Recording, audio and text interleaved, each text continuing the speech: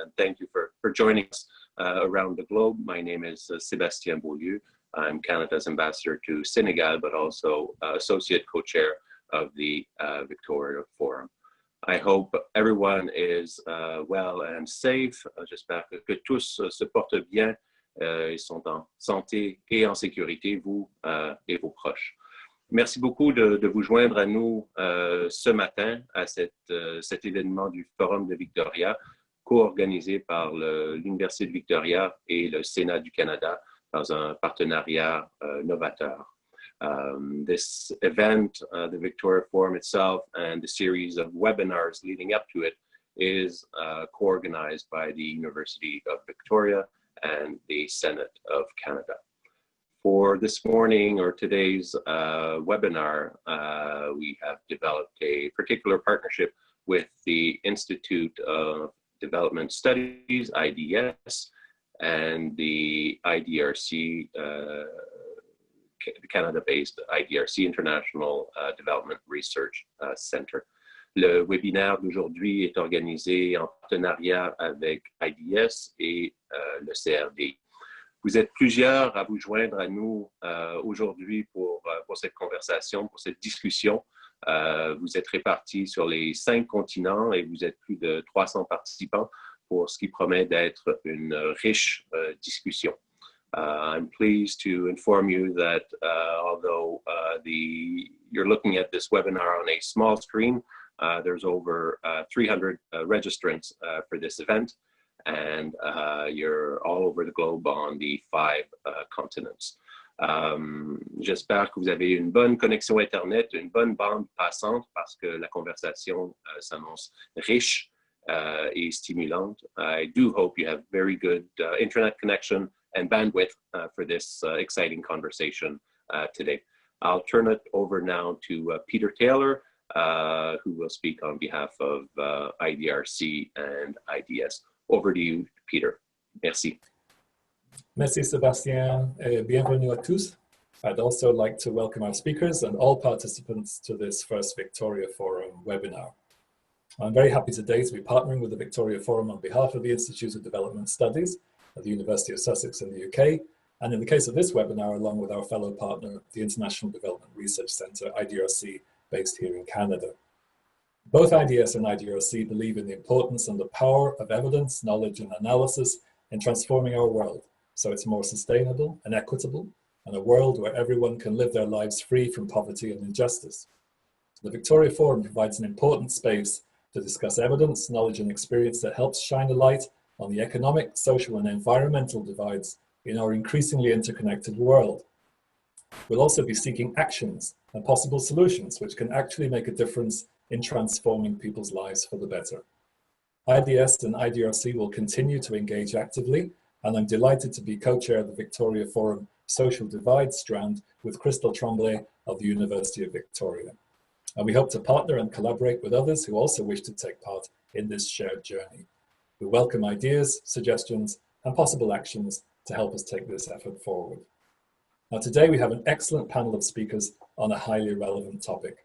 They're going to be addressing questions on the impact of the pandemic, on the connections and divides that we experience, what a post-COVID-19 reality means for globalization, what forms of knowledge and evidence will help future societies to be built back better, and how to do all this through inclusive engagement of the citizens in the communities most directly affected. And now I'd like to give a really warm welcome to the moderator of today's webinar, Lord John Alderdice. He'll shortly introduce the panelists and frame the conversation, but first a brief introduction. Lord John Alderdice is a professor with a professional background as a clinical and academic physician and psychiatrist. Since 1996, has been a member of the United Kingdom House of Lords. As leader of the Alliance Party of Northern Ireland, he played a significant role in all the talks between the political parties and the British and Irish governments on the resolution of the historic conflict in Ireland through to the negotiation of the 1998 Good Friday Agreement. He became the first Speaker of the new Northern Ireland Assembly, leading the establishment of the new legislature. He also established the Centre for Democracy and Peace Building in Belfast. His main focus now, very relevant to these conversations, is as Director of the Centre for the Resolution of Intractable Conflict at the University of Oxford, where he concentrates on analysing, understanding and engaging with the problems of religious fundamentalism, political radicalisation and violent community conflict. Lord Alderdice, welcome, and I pass the floor to you. Merci Peter et bienvenue à tous. Cet après-midi pour moi ici en Angleterre et ce matin pour vous à Victoria, nous avons un webinaire sur la pandémie mondiale et l'impact sur les clivages économiques, social et environnemental. Welcome to the webinar. For you in Victoria, it's the morning. For me in Oxfordshire here in the UK, it's the late afternoon, as it is for one of our panelists in Senegal. But for one of our guests in Delhi, it's late in the evening.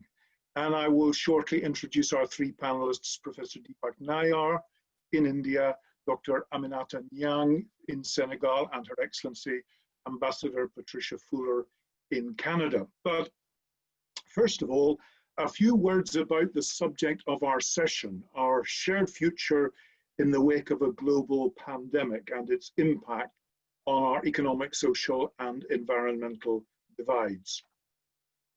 Now, one of the challenges is that we still know relatively little about this new virus and how it will impact over the next 2 or 3 years.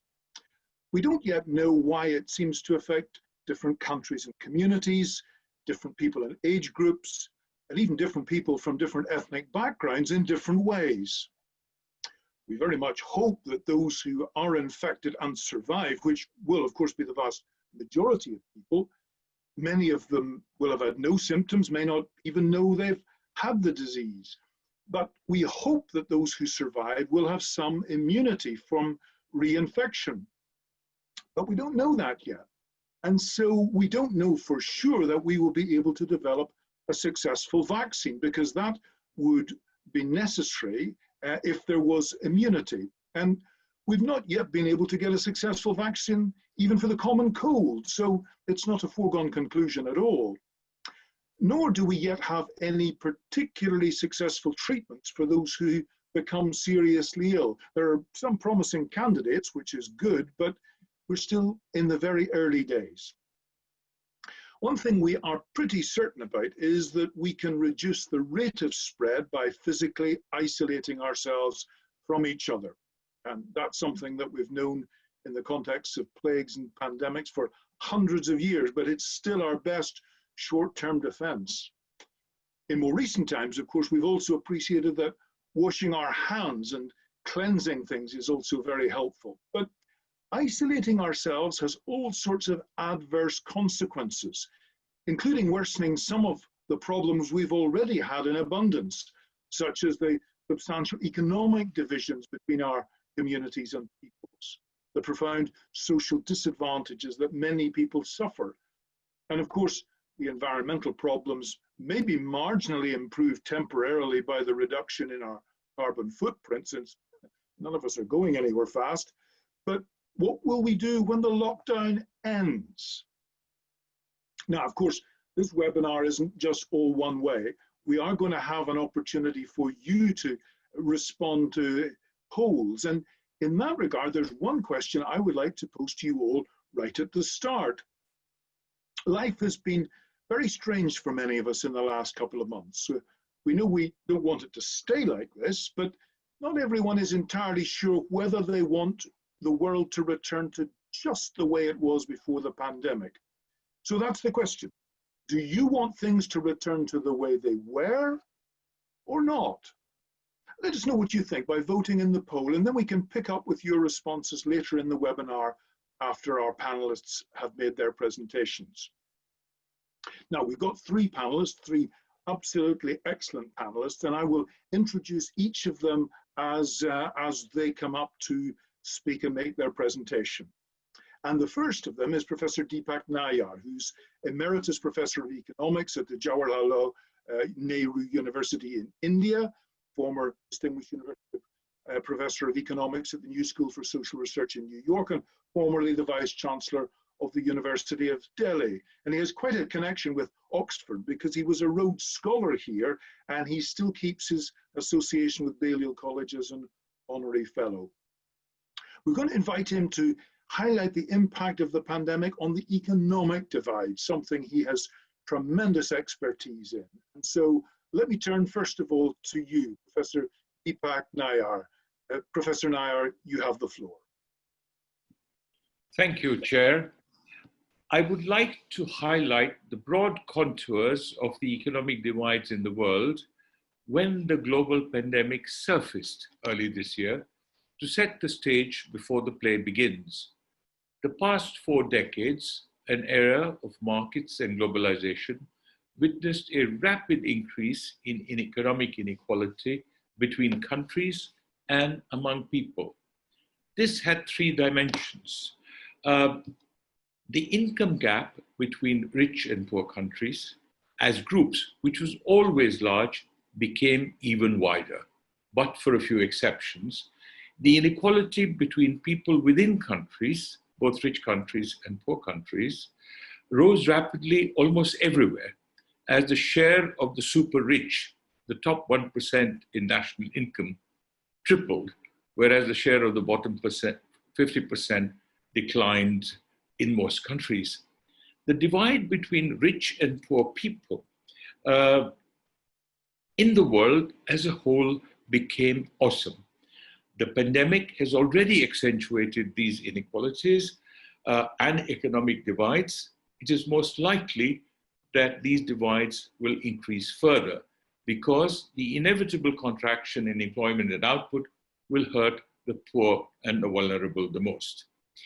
The economic consequences of the pandemic, accentuated by the lockdowns, which are meant to slow down community transmission and help public health systems cope better, are harsh. These have imposed a disproportionate burden on the less privileged in the population everywhere, reflected in 2 striking asymmetries: higher morbidity and mortality rates, and much greater impact on personal well-being. In rich countries, the low or middle income groups are hurt by massive increases in unemployment.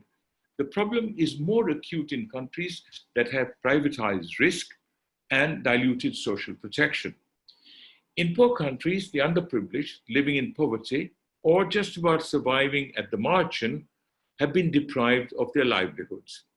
Let me cite 2 examples from the oldest and largest democracies in the world, the United States and India, with per capita incomes at US dollars 62,000 and 2,000 respectively, which illustrate such outcomes for people, ordinary people. The number of unemployed persons in the US is now around 40 million, more than the population of Canada, in a total workforce of 165 million. The unemployment rate, almost 4 times the US norm, is the highest ever since the Great Depression. The outcomes are incredible. These might have been thought of as imagination running wild even 3 months ago. Long lines of people, migrant workers among them, wait hours for free food in Manhattan. Middle-class people in New York State suburbia are in bumper-to-bumper, miles-long queues, including in Mercedes-Benz cars or expensive SUVs, driving to collect free groceries from public food banks. The draconian lockdown in India shut down almost 2/3 of the economy, and the collateral damage is enormous. Thus, I estimate that as many as 150 million people, about 1/3 our total workforce, who are casual labor on daily wages, workers in informal employment without any social protection, or self-employed, were deprived of their livelihoods at one stroke. The plight of around 50 million migrant workers in urban India, construction workers, street vendors, restaurant employees, delivery persons, auto rickshaw drivers, domestic workers, and so on, deprived of their work and dignity, uncertain about where their next meal would come from, was heartbreaking. There was a mass exodus despite the shutdown of rail and road transport, as thousands set out carrying their children to walk or cycle hundreds of miles, braving the sun, their hunger, and the police. Even so, 30 million people were stranded in megacities far away from their homes, at the mercy of shelters and food provided by local governments or charities. Taken together, this created an unprecedented human crisis, possibly much worse than at the time of the partition of India in 1947. Now, there is a surprising geographical divide in the worldwide distribution of COVID-19 infections and deaths across continents, which also deserves cognition and attention because it does not coincide with economic divides. On 26th May, the day before yesterday, in the cumulative totals, Europe and North America taken together accounted for 68% of infections and 82% of deaths in the world, although their share in world population was only 14%. In sharp contrast, Asia accounted for 18% of infections and 8% of deaths, while its share in world population was almost 60%. Africa accounted for only 2% of infections and 1% of deaths, though 17% of the world population lives there. The outcome, at least so far, is puzzling, if not paradoxical. Indeed, there is an irony here. Of the worldwide COVID-19 deaths, 90% are in rich industrialized countries and the middle-income South American countries. This proportion is not even 10%. In Asia and Africa, the proverbial homes of disease and death, where population density makes social distancing difficult and public health facilities are grossly inadequate. There are no definitive answers yet, but I have argued elsewhere that differences across countries and continents are possibly attributable to differences in demographics, geographies, cultures, and, I believe, pre-existing innate immunities. For governments everywhere, more so after the experience of Italy, Spain, the UK, and the US, where governments did too little, too late, imposing and continuing lockdowns is a risk-averse strategy. If the spread can be restrained and managed, the success would bring political dividends. If the spread continues unabated or worsens, the microbe would take the blame for the failure. It is the equivalent of a one-way option in financial markets, tempting political leaders to think that they cannot lose. This is even more attractive now as it conforms to herd behavior by governments worldwide. Exit from a lockdown then poses a real dilemma for governments. This dilemma becomes larger than life when governments emphasize saving lives in a pandemic as their primary, if not sole objective. Of course, the object of saving lives in itself is unexceptionable, but it must also be recognized that the health of people and the health of an economy are interdependent, where both taken together shape the well-being of people. Thus, saving livelihoods is an equally important objective. In fact, the relationship between lives and livelihoods is circular. If lives are saved, and in doing so, livelihoods are sacrificed, it could lead to widespread hunger, reduced immunity, and lost lives. Obviously, getting sick and going hungry cannot be an either-or choice. It is the role of governments to strike a balance and reconcile these two objectives, rather than juxtapose them as conflicting, requiring a choice to be made. Lockdowns, we know, can only slow down the speed at which the infection spreads. This might help in countries where public health facilities are robust, yet not adequate enough for large numbers when infection peaks. But in poor countries where public health systems are poor and social distancing is impossible, it's no help. Yet prolonged lockdowns enlarge the stock of the population that is vulnerable to this virus and have unintended adverse consequences for livelihoods, education, health, and human well-being. Now, as Lord Alderdice said, there is no vaccine yet. From development through trials to production will be at least 1 year, and far longer before it becomes available in sufficient quantities for everyone in the world. It is also essential to recognize that a lockdown is not a weapon in a war that can conquer or vanquish the microbe. The virus will be with us for some time to come, at least 1 year, possibly longer. And there could be a spike in infections when the lockdown is eased. And such spikes may occur over time and across space. We have to learn to live with this reality and manage the virus as best as we can to preserve both lives and livelihoods. Let me conclude, Chairman, with a question. Do you, those listening to us, think that lockdowns are essential to manage the COVID-19 pandemic? Yes or no? Thank you.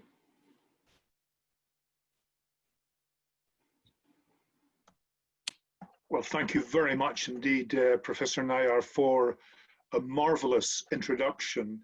You've really been able to pack a huge amount of thinking and some really important and challenging questions into a short period of time.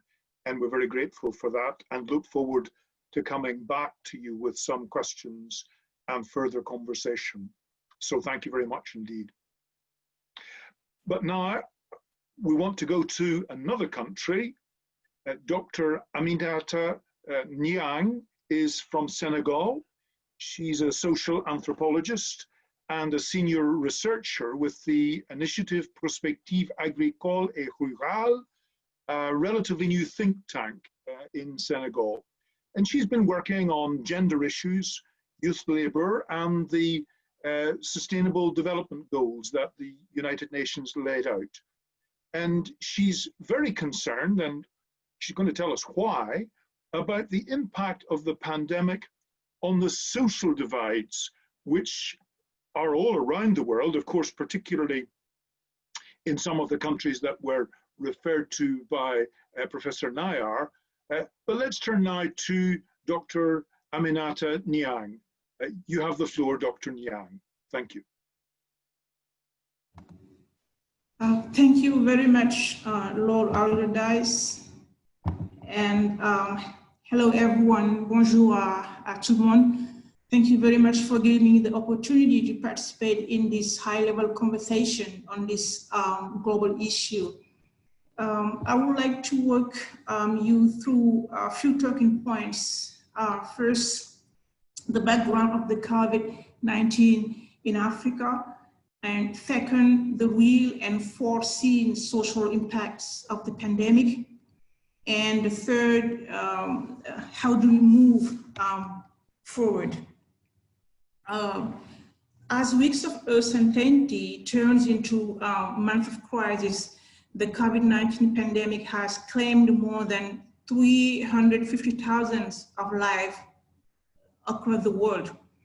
Africa is luckily lagging behind, and to the date of May 27th, there were 116,667 confirmed cases and less than 4,000 deaths.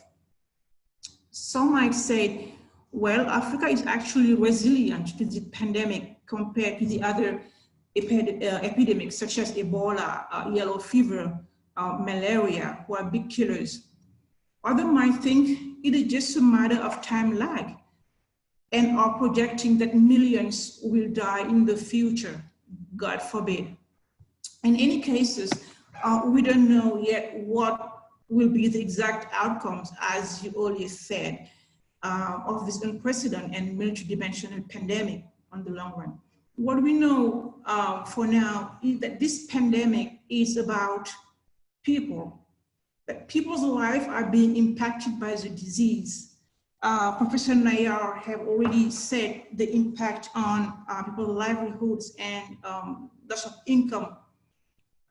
So people are suffering from the trauma of loss of loved one. I recently lost a dear colleague. So, and my thought to also all the family grieving and people who are suffering from the disease. Moving on, I can say that research interest has increased from different academic background and places, documenting the complexity of this pandemic and its implication for people, medical practice, and policy. To allow me just to remind us all of the importance of truth in generating evidence and knowledge around this new normal. The COVID is spreading in a context of many social divides, poverty, political and social tension across the sub-region of Africa, and between inequalities between urban and rural areas, between social groups and between men and women. To me, the existing inequality and poor living conditions are the core morbidities that may later accelerate the spread of the coronavirus among African population. That was my concern. Although my main focus is Africa, my reflection also connects to global experience, since it's likely that many of the issues raised here are also being experienced elsewhere. The COVID-19 has a global impact for sustainable development. The Sdgs are compromised. And what happened in Africa affects ultimately our global progress and vice versa. So I'll just focus on example from Africa. This is where I live and I work from. So talking now, the second point, the real and foreseen impact. The impacts are often viewed from an economic prism. The job loss, economic recession, markets plunging. Though the impacts have an incidence on the poverty level and general welfare, the fundamental changes are operating within our social system as human beings. And I can highlight a few of the pressing social questions. How the COVID-19 is playing out in the social reality of African local communities. What are the social changes that this new normality is operating within our families, within our communities? How the COVID-19 is increasing inequalities that Professor Nayyar already talked about a little earlier, and the burden of this pandemic on the underprivileged groups, who are the most vulnerable and why. So the real impact that we're seeing now is exacerbation of existing social inequalities. As you know, following the rest of the world, many African governments have taken also drastic barrier measures, social distancing, lockdown, mobility restriction across borders and within borders, and even curfew for the case of Senegal, to contain the spread of the coronavirus, plus safety nets. The bottom line is that these measures are affecting people's livelihoods, the social life, which is good for mental health. And I speak under your guidance on this issue, Lord Allardyce. So giving just few examples, like right now, rural migrants working in cities cannot go back to their communities, and the agricultural season is right at the corner. Small farmers can't sell their products because of the lockdown. Pastoralists who can take their cattle to places where pasture and water are available. Poor households in urban slums who can't access to food. Women groups are not meeting anymore. So hardship and social inequality are worsening due partly of the lockdown and lack of access to communities and social networks, which are very important in most of the African context. Lack of access to remittance sent by rural migrants and immigrants from France, Italy, and Spain is making things very hard for the families. And the authorities are also puzzled with the situation. That's why many parts from Lagos to Johannesburg and Dakar governments are now easing the restrictive measure, because people are now, they live in a dilemma situation. They have two choices. A, die from the coronavirus. B, die from hunger, and most of it now are mostly young people who are walking on the street with a car. From our observation and study we're conducting, that now they're ready to die from the coronavirus rather than going back home with empty hands to feed their families. So regarding the foreseen impact, I see them as paradigmatic shift.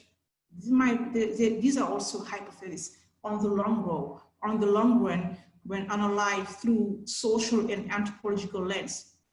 First, there is a disintegration of traditional social structures such as family and social networks.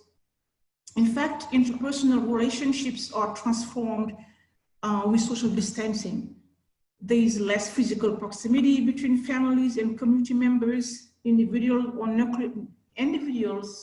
and nuclear family cannot provide for all its vital needs in the African context, especially in poor countries. People rely on each other, which make me say that our resilience to this pandemic for now does not rely on our healthcare system, otherwise it would have been a complete disaster by now. Instead, it relies on our families and communities through traditional safety nets, and most importantly, the cultural habitus of patient care within the family units. And even historians and medical anthropologists have revealed how African community dealt with disease and pandemic in the past, even in the current times. The second shift, we're going toward a new type of society in which the gerontocracy may disappear. The elderly, they're dying everywhere in this world. And in the countries of Africa, they are the guardians of the cultural transmission of knowledge and peace.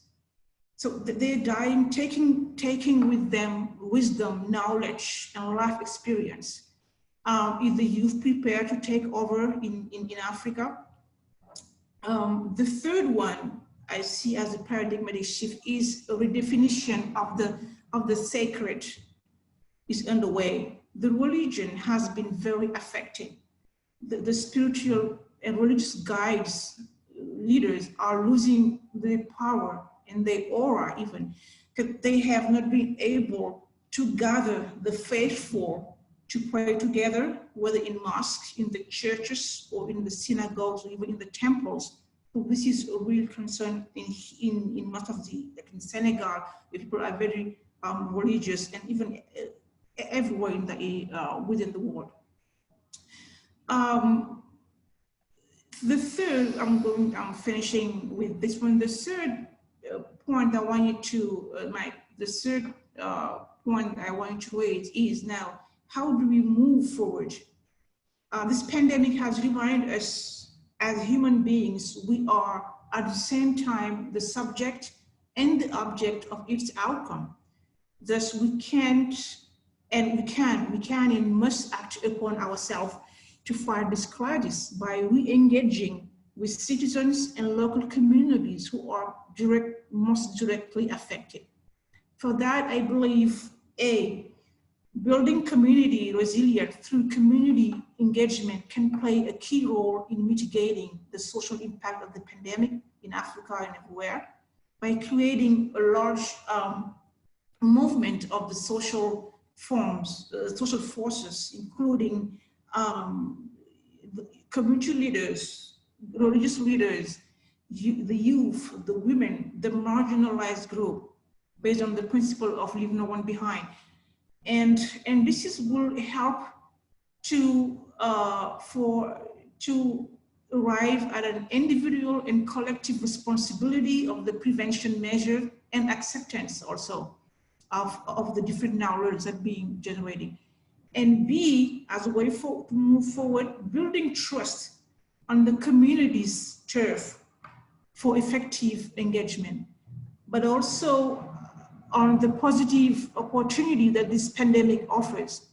For example, the way that quickly people came together to provide support and co-constructing innovative solution.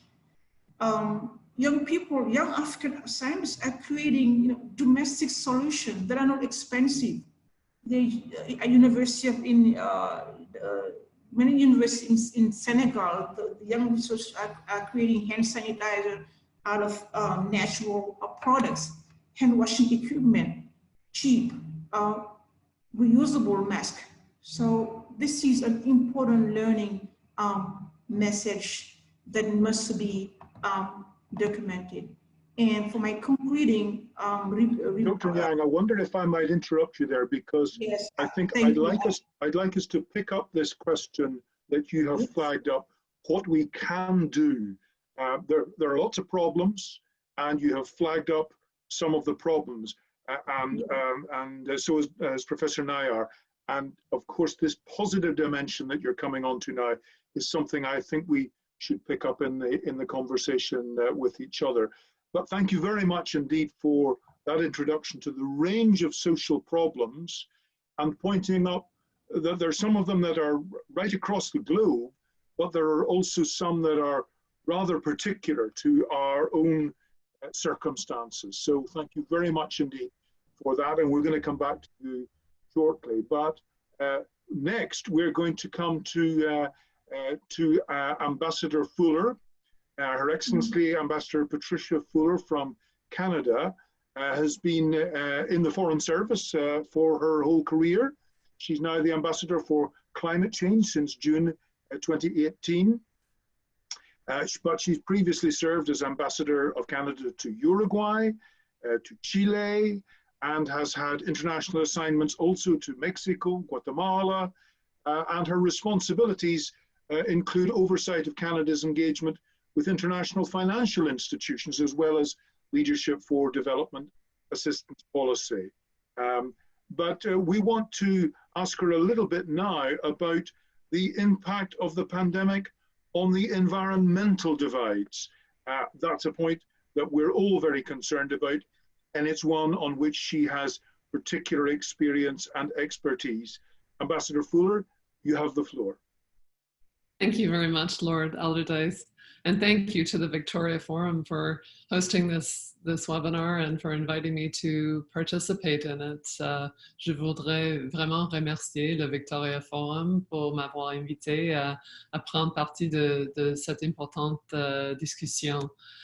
The COVID pandemic and the divides that it has revealed, which my fellow panelists have spoken so eloquently about, really does underline important lessons for how we must prepare to address the even more far-reaching, if slower moving, crisis of climate change.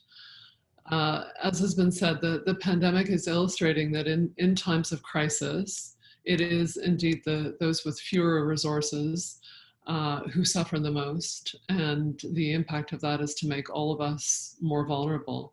And this is no less true for climate change. So it's therefore very important, in my view, that we learn the lessons from this pandemic and apply those to our collective efforts to address climate change. So therefore, the polling question that I would like to ask the audience, if it could be put up on the screen, is: are we learning things from the COVID crisis that can be applied to building our resilience to the climate crisis?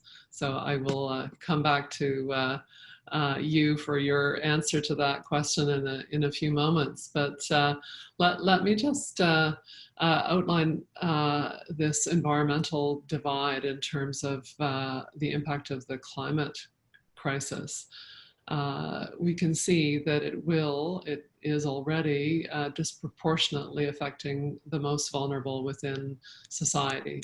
So if we think about our cities, we can think about people who do not have cool places to retreat to in times of heat waves, which is in fact what we are experiencing in Ottawa this very week. We can think about rural areas where farmers, small farmers, are less resilient to the impacts of drought. Or we can think about the Canadian North, where remote communities suffer when transportation is disrupted by melting permafrost, or traditional harvesting is disrupted by global warming. So I'm really pleased to see the result of the poll, which is that 91% of you think that we are learning things that we can apply to the climate crisis. So let me talk a little bit more about what some of those lessons might be. But before I do so, let me also point out that these inequitable impacts of climate change are also visible with respect to the global north and south. The south suffers greater vulnerability, both in terms of climatic impact, but also in terms of fewer resources to adapt to climate change. And that's perhaps most visible in the case of the small island developing states that are experiencing extreme impacts of climate change with more frequent hurricanes and sea level rise, which is an existential challenge for these nations, and similarly for vulnerable coastal communities. And then there's also a gender divide that we need to think about in terms of how crises affect us. We see that in the COVID pandemic with women being overrepresented in the frontline health workers. And similarly with climate change, as women have less participation in decision-making or less control over resources, they are more vulnerable to the impacts of climate change. So we have this opportunity to learn, as I'm pleased all of you recognize, or most of you recognize, to be better prepared for the impact of climate change. And a key learning, in my view, is that we need to put the needs of the most vulnerable at the center of our response to these crises. And building on what Professor Nayyar was saying, we have to empower vulnerable communities in their efforts to build their resilience. And this has been Canada's approach in our global engagement, where we have sought to amplify the voices of the more vulnerable. For example, in the context of our G7 presidency 2 years ago, we put the spotlight on the vulnerability of the small island development states and their needs. And in fact, today, Prime Minister Trudeau co-hosted with the UN Secretary General and the Prime Minister of Jamaica a high-level meeting to address the economic devastation caused by COVID-19. In Canada's assistance to developing countries through our feminist international assistance policy, we've sought to empower women and focus on the poorest and the most vulnerable. And we recognize that developed countries have a responsibility to assist developing countries in responding to climate change and in adapting to its effects. We are implementing our commitment to $2.65 billion in climate finance as part of a developed country commitment to mobilize from public and private resources $100 billion in assistance to developing countries by 2020, by this year. And this, in our case, in our development assistance, this has included projects focusing on the poorest and most vulnerable developing countries to build their resilience through things like disaster risk management strategies, climate risk insurance, climate smart agriculture, just to name a few examples. And these are, of course, particularly important to rural women and as well as men who depend on the land for their livelihoods. And I must say, in my experience in visiting communities where Canada is supporting climate resilience it is clear that we are most effective when we support the leadership of these communities in addressing their needs and providing them with the resources to do so. So take the example, I visited a community in the Peruvian Andes where they are restoring ancient techniques for water conservation with Canada's support. And here it's very clear that if we support the most vulnerable, we support women in particular to lead efforts in building their resilience and bring their knowledge to this challenge, that the implications for resilience are truly profound. So finally, I just would like to say that as we address these divides, there's the human nature divide that we need to think about as well. And the COVID pandemic has taught us that our health is tied to the fortunes of the natural world, and in particular, the health of ecosystems and animals that are within it that can be carriers of viruses. So we need to learn from this that protecting nature can also make us more resilient to climate change. Whether it's the cooling effect of green spaces or the restoration of watersheds, the same applies. If we take care of nature, nature will take care of us. And in this context, Canada is leading work on nature-based solutions in the context of the Global Commission on Adaptation, where we're seeking to reduce the human-nature divide and demonstrate the potential for nature-based solutions to build resilience to climate change. Donc, mon message aujourd'hui est simplement que, comme avec la crise de la COVID, nous devons lutter contre la crise climatique en soutenant les plus vulnérables pour développer leur résilience et en travaillant avec la nature et pas contre elle. So to conclude, my message is that as with the COVID crisis, we need to address the climate crisis by supporting the most vulnerable to build their resilience. And we need to work with nature to build resilience for the planet and not against it. So thank you very much. Thank you very much indeed, Ambassador. And thank you for drawing those important issues to our attention, because sometimes we can get so caught up in the problem of the virus itself that we forget that there are lots of other ongoing problems, of which climate change is, of course, a primary one. One of the lessons I learned when I started to work some years ago with First Nation people was that there wasn't some kind of separation between humanity and nature, that we are part of nature. We're not somehow separated off from it and, at our best being good stewards of nature as though it was something other than us, that we're part of it. And what COVID does is to point out just how much we are part of it for good and ill. Thank you very much indeed for that important presentation. And now I'd like us to come together as a panel and have a little bit of conversation about some of the important issues that have been raised. But I wonder if it might be possible before then to ask our friends who are running the show here, can we see the results of the polls? Can you find a way of bringing up the results of the polls for all of us? Because I think that would inform the conversation if you were able to do that. Right, so the first one, the one that I asked about whether you want things to return to the way they were, and not very many people do. So that's actually very much in line with some wider opinion polls in various parts of the world, which have said that, well, people want to return to some kind of normal, but not the normal that we had beforehand. So that was the first one. What about the others?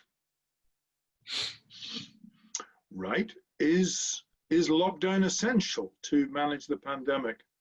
Well, again, people in general are pretty certain that it is. A significant percentage of people aren't so sure about that, but 80% seem to be pretty confident that they are essential, despite all the problems. And the next one.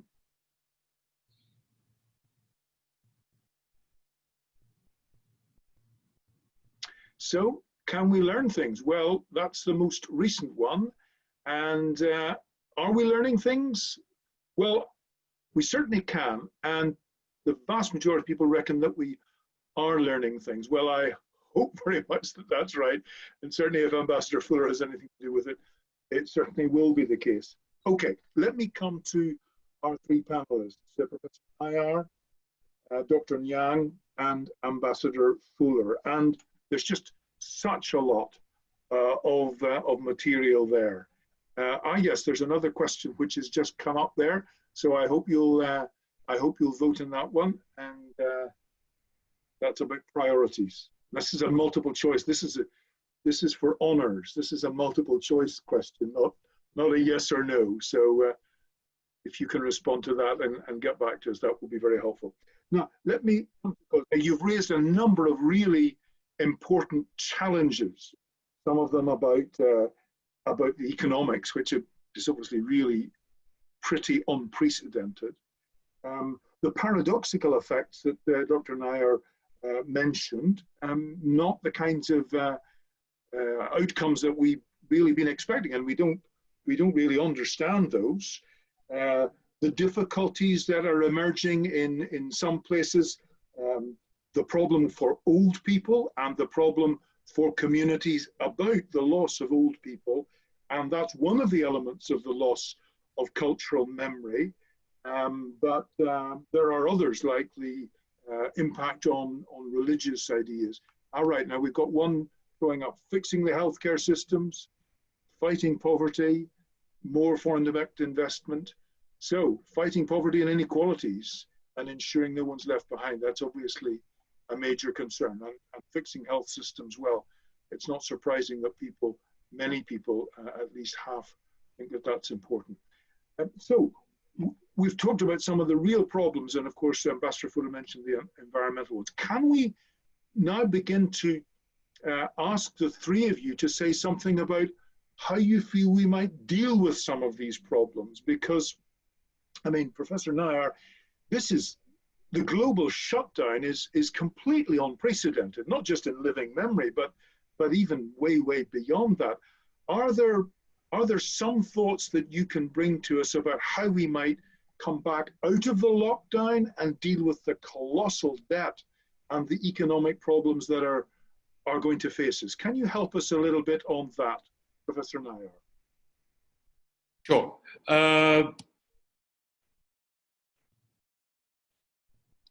I think it is important for the world to recognize that we must begin to exit from lockdowns.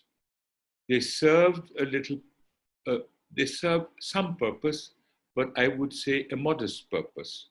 Success stories such as South Korea or Taiwan did not have draconian lockdowns. Of course, Italy, Spain, UK, and US were too slow. But lockdowns, while necessary for a period, cannot suffice. It is a cure that can turn out to be worse than the disease. It is time to revive economies, because if we do not, we will lose livelihoods. We have lost them. We will find it difficult to recover the livelihoods. And it'll leave the world much worse off in absolute terms, and the poor much worse off than they were ever before. Indeed, I would argue, as growth slows down across the world, a disproportionate burden of that adjustment or output and employment contraction will be borne by the poor. So inequalities will rise further. The number of people who will be pushed into poverty, who are vulnerable at the margin, will also become much larger. And that will be true in Asia and Africa, South Asia particularly. My suggestion for those who are listening is that we need to recognize that it is now necessary to begin to exit the lockdown. And in this process, there are two things that are very important. The first is that governments must act, and act decisively, boldly, with conviction. So we are going to need a expansionary macroeconomic policies. Governments are going to have to provide a fiscal stimulus, a monetary easing, just as they're going to have to provide resources to protect the vulnerable. That might be the poor, the lower income groups, that might be the micro, small and medium enterprises that provide much of employment everywhere. That could be strengthening public health systems, which have been in decline. And that could be even addressing the problems of sectors in distress. And certainly, whether airlines or railways or hotels or small businesses, they are at risk. And in this, there is, Lord Alderdice, there is what physicists call hysteresis. There are long-term consequences of the short term. The people who slip into poverty are not going to climb out of it so quickly. The micro enterprises or small enterprises that shut down will not come back to life. The distressed sectors, some of them will just go under. So there is a role for government, but I think there is at the same time a role for non-state actors. That includes parliamentarians like you, that includes the media, that includes civil society, that they have to become the voice of the vulnerable, the voice of those excluded, the voice of those marginalized, because governments don't always pay attention. And in fact, governments, if we look at the world around us, governments are sometimes more part of the problem than they are part of the solution. So if you look at what's happening in the United States or what's happening in Brazil, it has been a mismanagement of the pandemic. At the other end, in India, this draconian lockdown, which is clearly the most stringent in the world in terms of the Economist Index, is going too far. So it's a very important point you make, because initially, of course, we have to focus on COVID-19, and governments find it difficult to concentrate on more than one thing at a time. But the fact is, there are lots of other problems, as you pointed out, that can be made much worse. You've mentioned the economic problems that can be made much worse. You said that the cure can even sometimes be worse than the disease. And of course, it's true in general, in health terms. The huge focus on COVID means that lots of other things have not been focused on at all. People with cancer, people with heart disease and strokes and so on. And Dr. Nayyar, you mentioned the problem of mental health. Give just one example, Lord, just one tiny example. In India, so far, 5,000 people have died of COVID-19. Every year, 450,000 people die of tuberculosis. 800,000 children die before they reach the age of 1 for diseases like pneumonia or diarrhea that are easily treated. And another 1 million children die before reaching the age of 5. So, and in the world, 650,000 people die every year because of flus. So we really need to get this in proportion. We are going, I think, paranoid about the COVID-19. It's a really big challenge, pulling people back. You can wind up people's concerns, and with good reason, but then pulling people back and trying to put some perspective on it's quite a challenge. And Dr. Nayyar, you mentioned the mental health dimensions of things. The Royal College of Psychiatrists said that they're expecting a tsunami of mental health problems to be revealed, once we come out of lockdown. But to get back to the more positive proposals, I was very interested in your talking about the importance of communities and people turning to each other within community, younger people sometimes making a particularly valuable contribution. Could you say a little bit more about that? Yes, I think even the medical authorities and political authorities have now acknowledged that the response to this pandemic is social and it is community-based. And as I was saying, right in the beginning, women, community leaders, young people, students, because now since school and university have been closed, they were at the forefront they were saying, we are at war.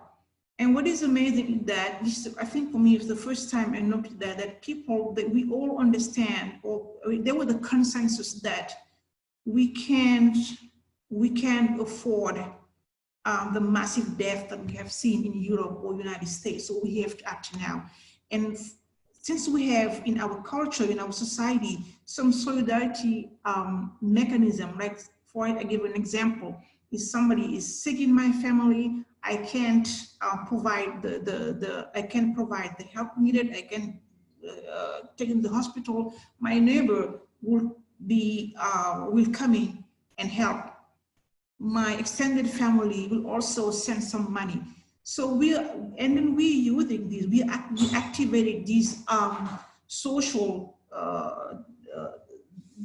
proximity to actually say, okay, let's work on this and let's go help the marginalized people in the neighborhood where people can't afford to buy a mask, where social distancing is quite impossible because of the crowdness. And then they were going there, teaching them the barrier measures. They're also buying hand sanitizers, soap, providing waters, just to help the community. So, and in that sense, I would say community, in the case of many African places, have played a major role. I've also seen a question regarding women, how the women role in this. Women That's right. Yeah, can I go on? Yes, please do. Yes, that's an important question to pick up. And I'm sure Ambassador Fuller will also want to mention that one. Yeah, somebody was saying, actually, for now, can we say that women world leaders are performing better than their fellow male leaders? Well, for now, people there, New Zealand, Germany, many countries where women are leaders are performing well so far in terms of the containment of the coronavirus, and also the early response. What I can say is that because women, we are more, we have empathy for the other. We pay attention and we are multitask. I was talking with some female women leaders, and they were saying, look at, we understand that this disease goes through our hands. And with our hands, we're the one who are cleaning, we are cleaning the mess, sorry for the mess of other people. We are the same hand are cooking, are healing, and with our hand, we're gonna also provide the answer. We're gonna go knock door to door and help family come together, help them fight this disease. So I guess because our double role within the family, and also as a professional, as a politician, we've been maybe more able to navigate through this new normality. And even, sorry, I'm going to finish with this. Alain Touraine, a famous French sociologist, has just released a blog and saying, in this era, we should be turning handing things over to women, because we live in an era of communication and technology, and women communicate better when it comes to pandemic or in disease. Thank you. I'd like to come to another excellent woman communicator, and that's Ambassador Fuller. I wonder if you could pick up that question that Dr. Nyang has been picking up on, the question that was raised on the chat about the role of women as contrasting with the rather demagogic and populist male leaders that were mentioned, but also to pick up on the environmental questions, because that poll, in response to your question, didn't just say that the overwhelming majority of people thought they would like to see, or that there could be lessons for climate change. They actually said that there were lessons and that we were learning them. So I wonder if you could flag up any lessons that you think we are actually learning for climate change, for the environmental questions from our experience of COVID-19? Yes, certainly. Thank you, Lord Alderdice.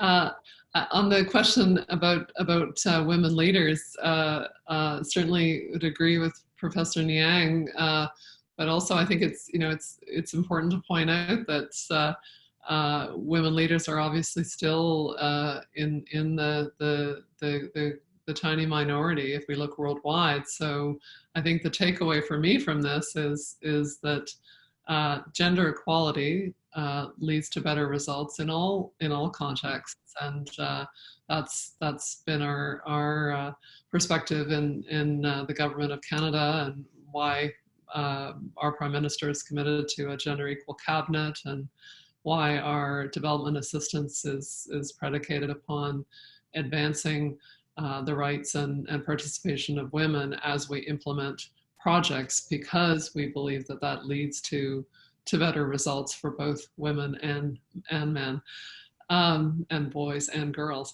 And so on the what are we learning from the pandemic crisis for climate change? Well, I think certainly the importance of resilience and planning for risks that we can clearly see coming. Now, in the case of climate change, we have extensive forecasting and modeling of the climate that show us the expected impacts of climate change. So in that sense, we have some advantage over the pandemic situation, which was less well foreseen. So you could say we don't have an excuse when it comes to climate change. Scientists have been telling us for some time now what impacts to expect. So I think the greatest lesson from this pandemic is one of risk management. It is to see those risks coming, to listen to the scientists, and to plan for those risks and prepare for them.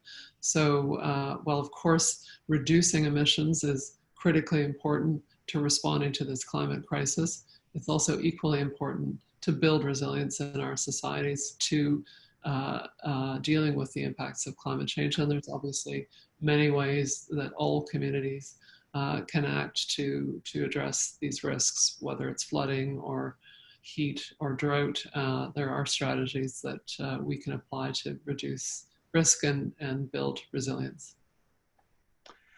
Thank you very much indeed. There are a number of questions that have come up from friends who have been listening to and observing the webinar.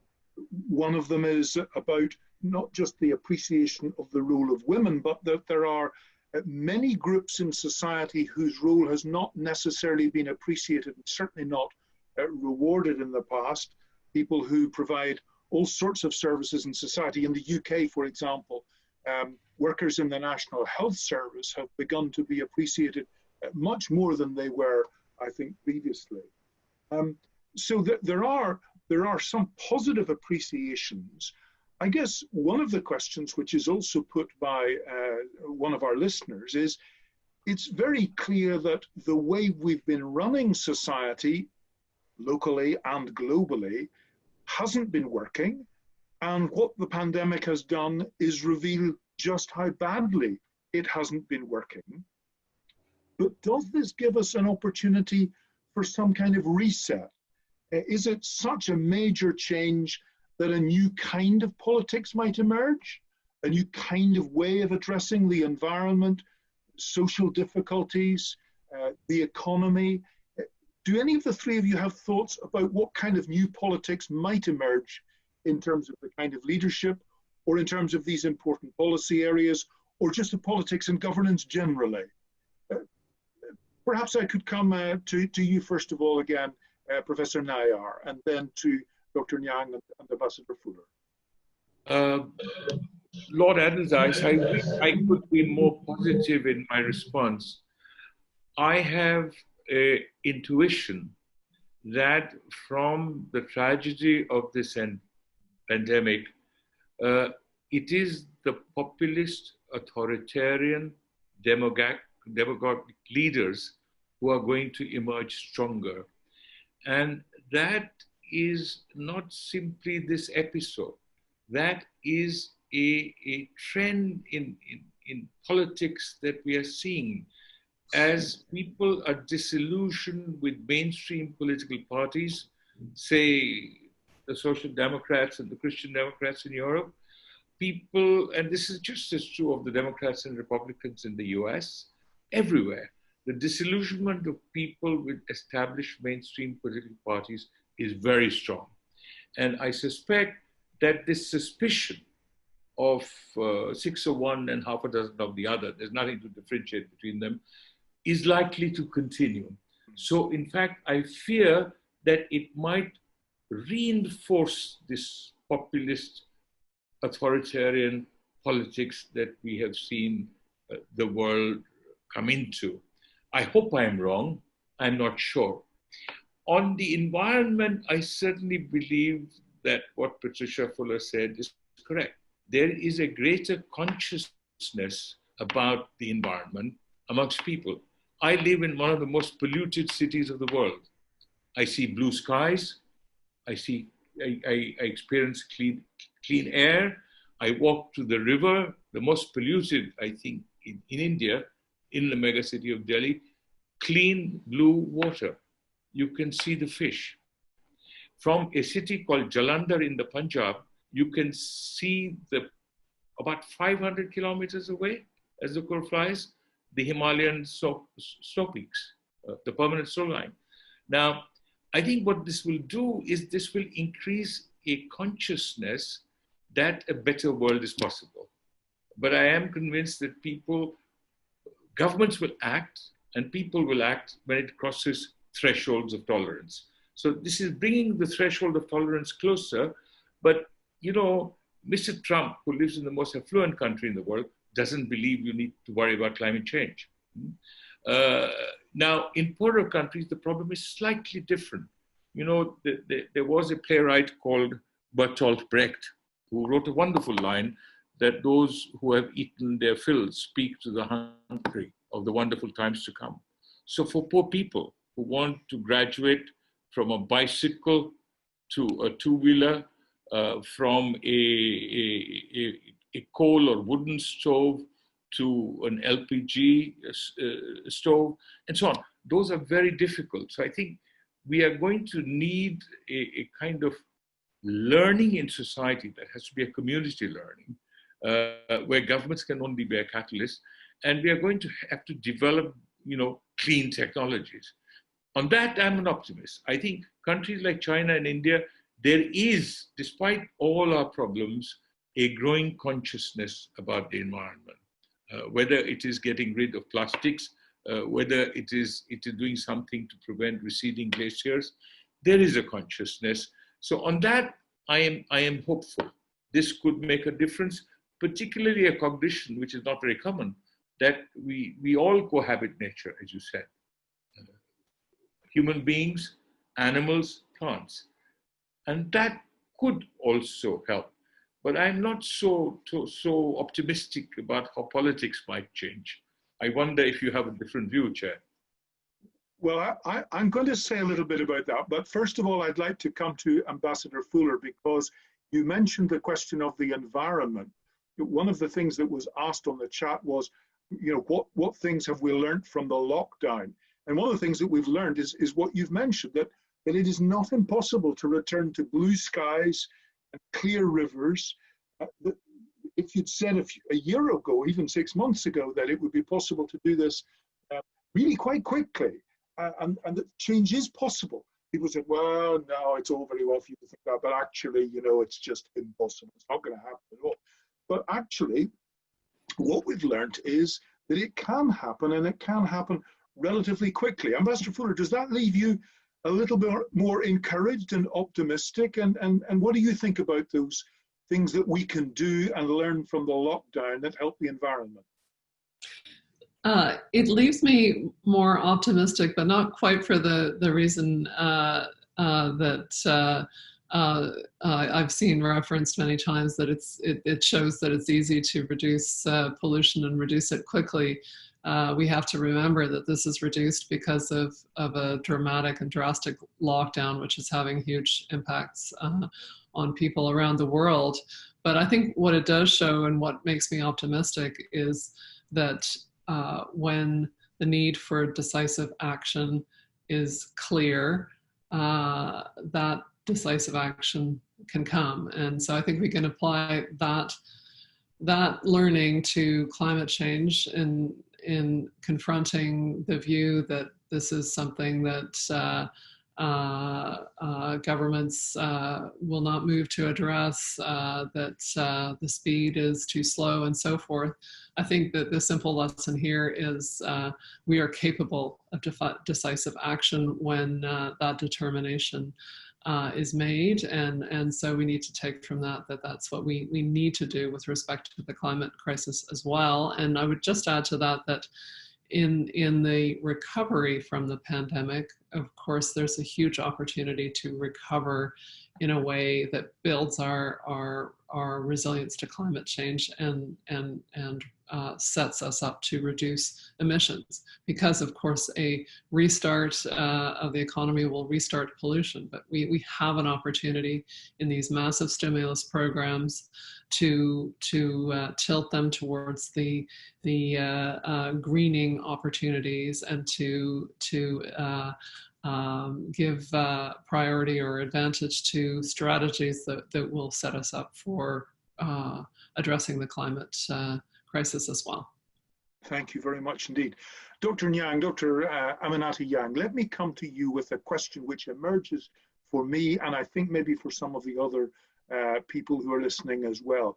You mentioned the importance of the SDGs, the Sustainable Development Goals. And for me, particularly given my own interest, SDG 16 has always been massively important, because I've always taken the view that if countries are in conflict and at war, it's almost impossible to achieve a resolution with any of the other SDGs, whatever it is: the environment, the economy, gender equality, education, clean water, whatever you look at. If you've got a country in the middle of massive conflict, war, it's really very difficult to deal with it. Now, one of the problems that I've observed is that the whole news media has been completely taken over, certainly in our part of the world, but I suspect in other places too, been completely taken over by constant wall-to-wall, 24/7 reportage of the pandemic. Before this, there was a lot more thought being given to some of the conflicts that were happening. Tragically, some of them in your part of the world, but also in other places as well. And we're not hearing any reportage of that. Now, can you tell us, is this because these conflicts have actually damped down a bit because people are focusing on it? Or is it that they're continuing on at the same kind of level with the same kind of carnage and damage, but simply people aren't paying attention because of all the news focus on COVID? This issue of conflict was really preoccupying us enormously, in a sense, from 9/11 on, but from the beginning of this year, and certainly from March, it's disappeared from the news coverage. Has it disappeared in reality, or is it still wreaking havoc in your part of the world, and we suspect in others too? Thank you for the question. Well, it's a really difficult question, but you know, in terms of crisis, I think people all come together. I was looking at the news in Pakistan when the Taliban agreed to cease fire for, let's say, a week or 10 days. And I was saying myself, well, so people can put down their guns and come together. So is it because of now this global concern can hit anyone at any time, and they are scared also, they need to keep their social distances? Or as you said, this is an example of the Taliban. Elsewhere, in people the shift that the media are taking. You know, the media, how when something happened, they will all go and cover the